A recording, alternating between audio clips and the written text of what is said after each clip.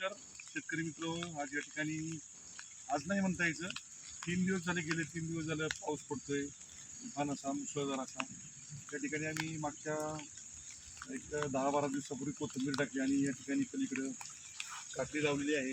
काकडीला मागच्या एका व्हिडिओमध्ये पाहिलं असेल तुम्ही, मी थोडंसं जुगाड करून त्याला औषध फवारणी केली होती सुमीनाराची.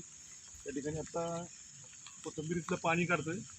कोथिंबीरीला लावताना किंवा टाकताना आम्ही असं केलं होतं की सुरुवातीला एक सरी काढली होती आणि फेकली आणि परत सरी काढली, जेणेकरून वणव्यावरती जी कोथिंबीर येईल ती आपली पावसामुळं, म्हणजे हा परतीचा पाऊस आमच्या पारगावला जास्त असतो, त्याच्यामुळं मग आम्ही हे नवीन प्रयोग केलेला आहे. पाहूया आता काय होतंय. आणि ते काढून देतोय दररोज येऊन आम्ही थोडं थोडं या बाजूने पाहू शकतो तुम्ही. त्या बाजूला खाली खूप पाण्याचा खर्च साठलेला आहे. सो पाहू कशी कोथिंबीर येते, कशी काकडी येते. नाहीतर मग निसर्गापुढं काय, शेवट हातबलच व्हावं लागतं. धन्यवाद.